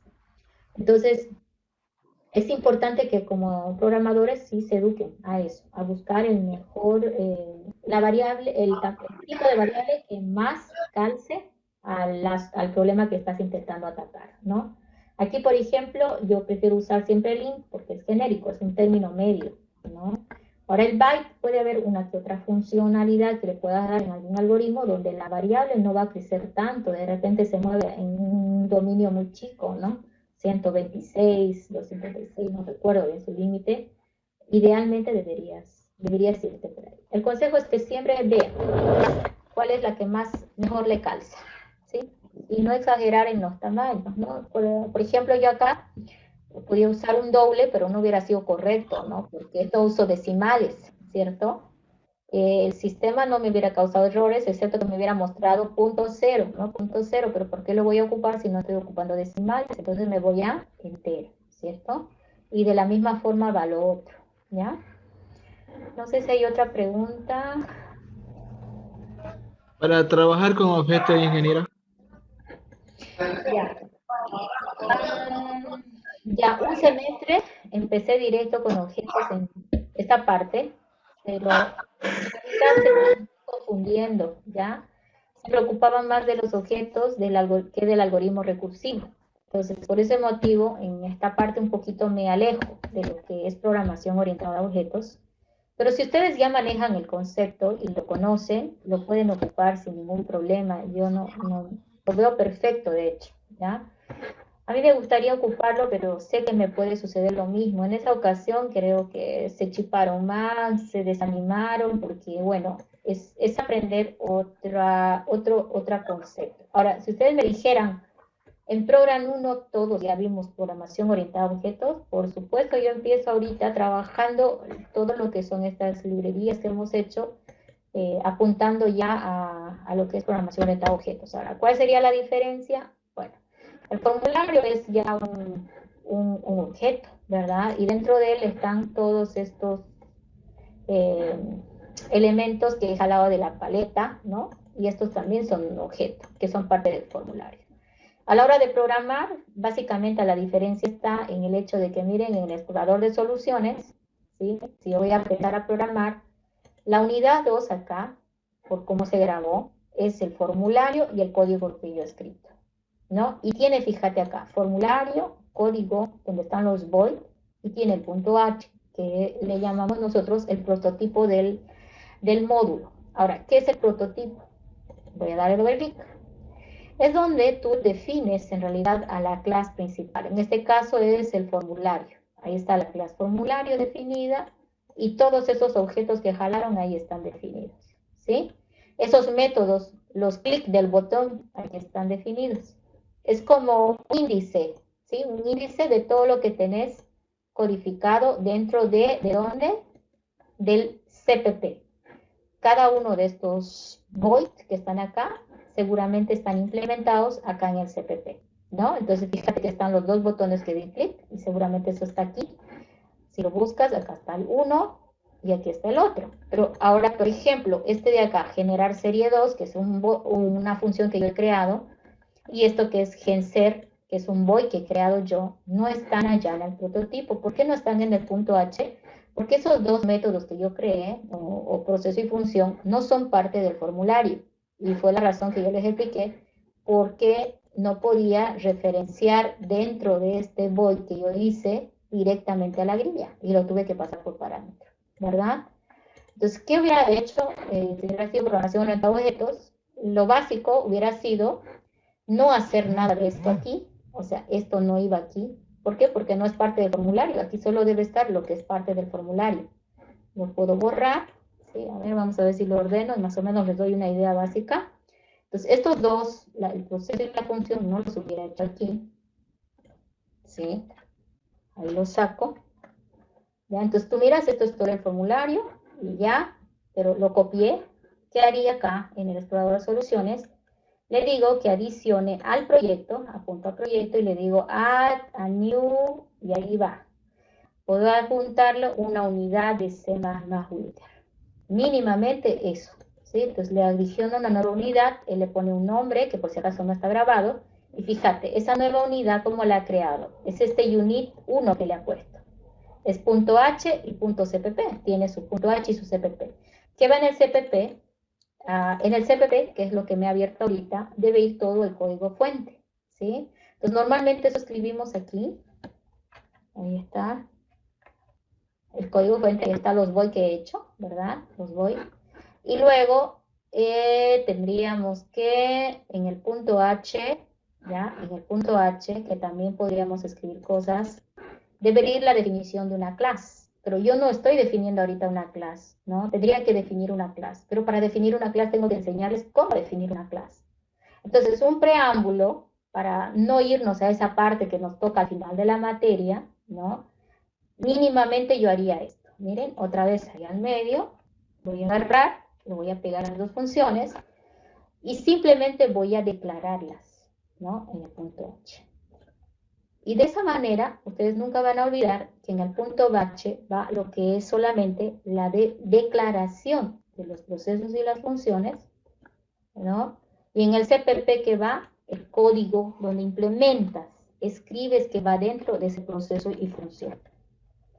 Esto no es todavía programación orientada a objetos, pero está agarrando un concepto que es separar en módulos, ¿no? Separar en dos módulos.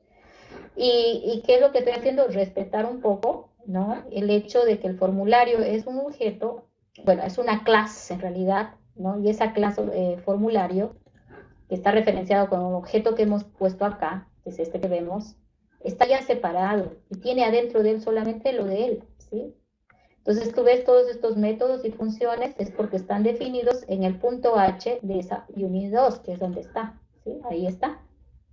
Esta es una clase verdadera, así se define una clase, pero no se compliquen por ahí, por ahora todavía ahí.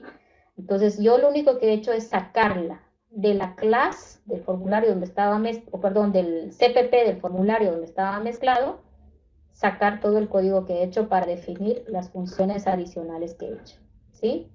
Esa separación, ese concepto de separar es lo que marca la programación orientada a objetos.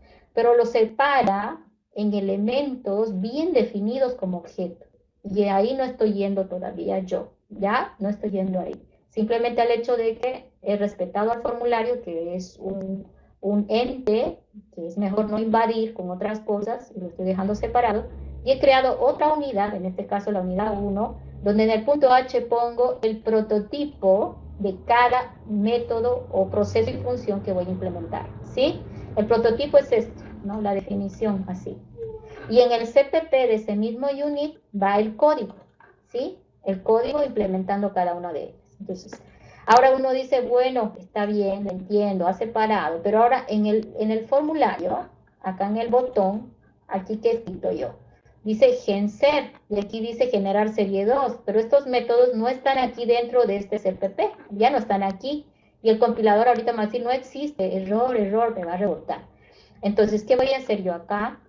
Me voy a ir a la zona de unidades, ¿no? O librerías, aquí, ¿sí? Debajo de este. Este es el CPP unit2.cpp, ¿verdad? Por lo tanto, invoca, fíjate, al unit2.h, que es donde está el prototipo, o los prototipos de la clase. Lo mismo voy a hacer. Aquí le voy a decir, include, y ahí voy a llamar al unit1.h. ¿Por qué llamo al unit1.h? Porque el unit1.h, ¿quién es? en el explorador del proyecto puedo ver que el uni.h es esto. Ahí están definidos los métodos. Al yo llamar a esta unidad, automáticamente él va a reconocer todo el código que está en el CPP, ¿sí? Entonces, esa es la razón por la cual tú cuando entraste al formulario, ¿ok? Cuando viste el formulario, por ejemplo, acá en el 2, mira, estaba pues acá, si aquí clic, fíjense, acá arriba, ¿no? Decía unit 2.h. Es porque él necesita referenciarlo. Si esto no está, no lo va a encontrar a su par. Entonces aquí yo le dije incluir al unit 1.h. ¿Para qué? Para que al ir al unit 1.h encuentre el código que está en el CPP que he escrito. Y eso ya es separación de cosas, ¿no? Entonces, eso sería, yo creo, lo mínimo antes de saltar a programación orientada a objetos. Otra vez recalco que si alguien ya sabe el concepto, ya sabe usar objetos, por supuesto que ya puede hacer uso de ellos e implementar sus algoritmos utilizando programación orientada a objetos, ¿no? No se hagan problema de eso. Pero por ahora, a mí lo que me importa en este primer tema es justamente algoritmo recursivo. Y ese algoritmo recursivo puede ser parte de una clase o puede ser parte de un módulo nada más. Entonces, estamos como independizando, ¿ya? Entonces, no es prioritario ahorita hablar de programación orientada a objetos. Lo que es prioridad es poder construir algoritmos recursivos.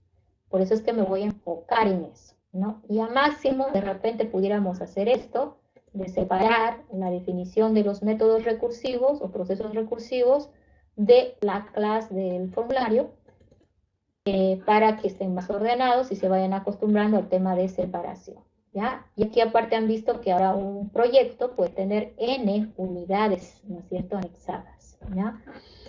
Yo quiero en este semestre hacer esta parte en menos tiempo, porque le quiero dar más tiempo a lo que es programación orientada a objetos, en el sentido de que hay mucho que ver ahí, ¿ya?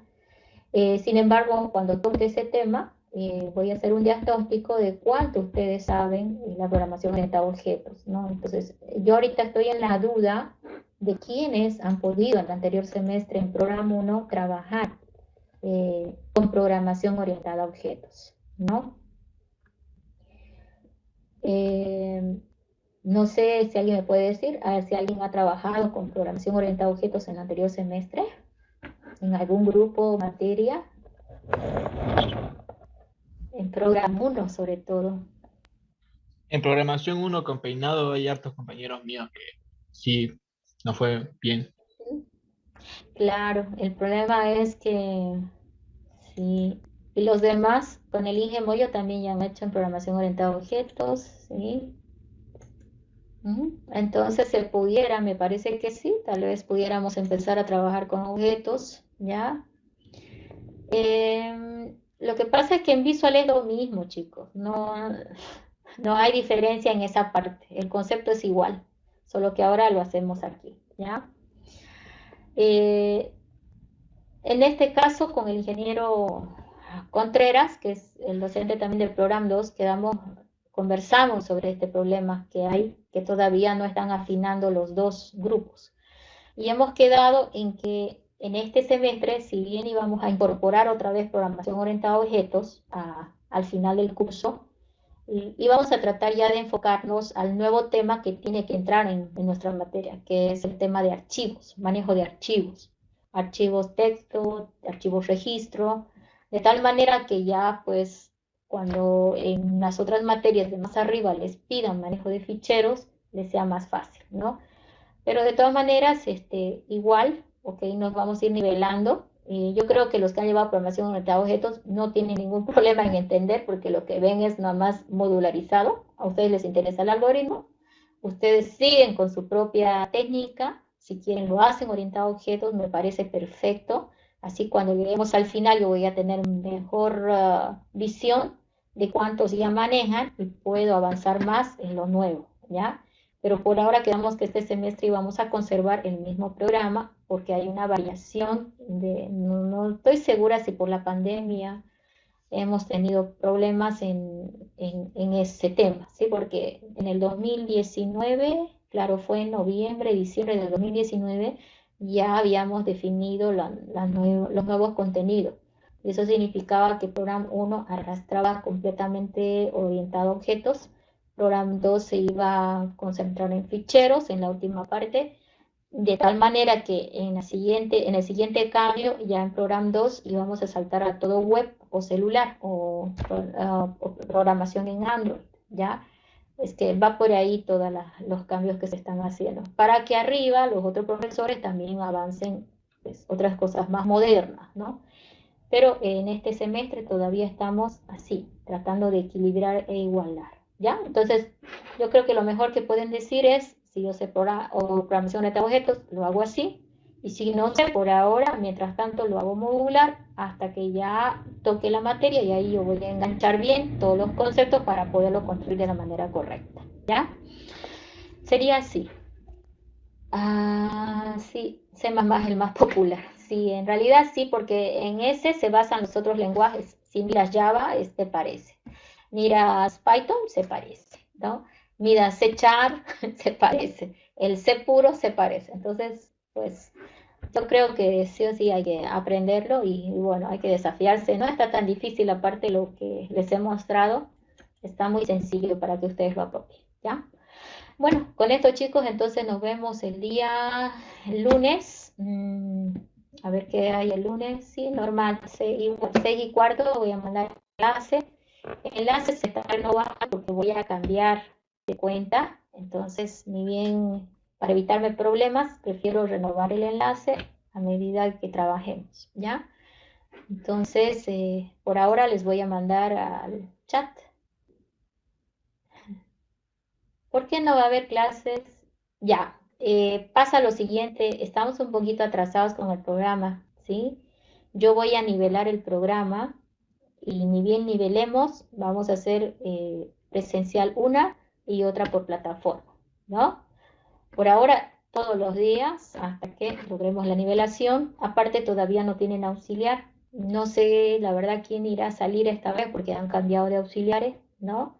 Y hay que ver quién va a venir, ¿no? Entonces, ni bien va a aparecer auxiliar, ya podemos bajarle un poquito el ritmo, pero mi idea de mí es ir rápido al principio, acuérdense, y cuando ya vayamos mitad de materia para adelante, ir bajando el ritmo, porque lo más complicado está al principio, ¿no? Lo más fácil está al final, ¿ya?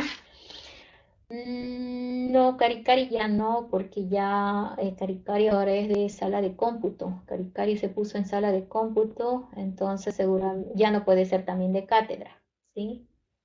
Pero como los de sala de cómputo están con nuevas funciones, porque con lo de la pandemia todo el trabajo de todo el mundo se ha cambiado, no es lo mismo, ¿ya? Entonces, si es necesario, seguramente va a apoyar también, ¿no? Pero de todas maneras, hay nuevo auxiliar de Program 2 y el ingeniero seguramente le ha tomado examen esta semana y ya la siguiente. ¿Cómo? No, no puede ser Caricari. ¿Quién dijo que es Caricari? Caricari salió No, de... estaba leyendo el mensaje Lord Caricari y me estaba riendo. Sí, pero es que creo que le dicen así.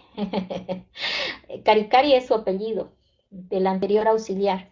Pero no va a ser porque ya él postuló a sala de cómputo y ahí se va a quedar, ¿no? De todas maneras, igual la próxima semana me van a dar los resultados y ya el auxiliar me va a llamar y lo voy a presentar para que ustedes puedan coordinar con él sus prácticas, ¿ya? Y que estamos a tiempo, ¿no? Porque recién el lunes empezamos con el contenido de la materia. Lo que hemos visto hasta ahora ha sido una inducción, un preámbulo, para que nos pongamos de acuerdo de cómo vamos a ir avanzando de aquí para adelante. ¿Listo? Ya chicos, entonces ahora sí nos despedimos. Nos vemos. ¿Por qué están hablando de la tercera ola? No entendí. A ver, voy a... Ella se refiere a lo que es virtual por Zoom, no presencial exactamente. Pero... Inge, buenas noches. Sí. Usted dijo que iba a ser presencial y lo confundieron porque no va a ser presencial, en realidad va a ser por Zoom virtual, pero como lo dijo presencial, ellos ya están con lo de la tercera ola. Ya se me salió de repente esa frase. Es que ya me están distrayendo por acá. Me toca otra cosa. Ya, no, presencial creo que solamente es habíamos dicho de repente para examen o probable que habilite el laboratorio para que el que no tenga en qué practicar pueda ir. Pero como eso mismo que ustedes están diciendo del tema del COVID, que creo que ya también de repente en esta ola ya me toque a mí, ¿no? Está poniéndose un poquito más fuerte, es probable que no nos los aprueben en el COEM. COEM es creo que la unidad que lo aprueba, ¿ya? Miren, yo creo que no se contagian si están pasado un día, es lo que más o menos pienso. Pasado un día porque dan un día de que se desinfecten los ambientes y bueno, pase, ¿no? La parte viral. Yo creo que así se podría, pero bueno, hay que ver qué dicen ellos, ¿no? Es que la verdad que está muy complicado. Ahorita creo que varios de mis colegas me han comentado que sí están sospechosos o ya les dio el COVID otra vez. Entonces, por eso es que yo tengo ya los videos listos, por si acaso me enfermo, les aviso y vamos a tratar de avanzar hasta donde podamos, ¿ya? Entonces vamos a aprovechar todos los días, de repente me enfermo y nos vamos a atrasar, entonces lo mejor es ir avanzando mientras estemos todos sanos, ¿verdad? Lo mismo ustedes, ¿no? Si ustedes se enferman, como que van a tener un tiempo de recuperación, entonces lo mejor es avanzar ahorita a full, ¿ya? Sí, yo también no quiero enfermarme porque la verdad que no sabemos cómo nos va a ir, eso es lo peor, ¿no? Entonces, a algunos les va así, ustedes capaz que ya les vienen y se dieron cuenta, pues, ¿no? ¿No? Pero no a todos es así, a algunos les va muy mal y cuesta, ¿no? Cuesta recuperar, ¿sí? Entonces, por eso hay que cuidarnos, ¿no? Entonces, veamos qué dicen, y de todas maneras yo les digo que algunas actividades la facultad ya las ha hecho de manera presencial, y no ha pasado nada. Yo he participado también de esas actividades, claro, me he cuidado también, sobre todo el tema es no comer, ¿no? En esos ambientes donde hay mucha gente, porque al parecer es el ambiente vital lo que va a la enferma. Entonces, comer ahí es, pues, te sacas el barbijo y charlas ahí, pues, ¿no? Entonces, creo que con todo el cuidado la pueden pasar y se pudiera incluso volver a clase, ¿no? Con mitad de clases. Así hemos trabajado en el CUP y el PCA. Mitad de cada aula. Se escucha entrecortado, Inge. Ay, ya, era el internet. Ahora sí es el internet, van a disculpar, ya está fuera de mi alcance eso. Pero, de todas formas, ya terminamos la clase. ¿Listo? Bueno, chicos, les animo. Si hay presencial, no tengamos miedo, se puede, cuidándonos. De todas maneras, todavía no hay nada. Esperemos a ver qué define y ahí recién lo vemos. ¿Listo? Por ahora, todo por acá, por Zoom. Y pues nos vemos en la siguiente clase. Pasen buenas noches. Hasta el lunes. Ingeniera, buenas noches. Disculpe una consulta. Ajá, dime. ¿Va a subir el video en el transcurso de este fin de semana? Disculpe. Sí, con los demos abajo en el enlace, ¿no? Con los demos. Ah, ya. Okay. Gracias. No se olvide. Gracias, ingeniera. Hasta luego. Tenga buenas noches. Hasta luego, ingeniera. Gracias. Hasta luego, ingeniera. Hasta luego, Inge.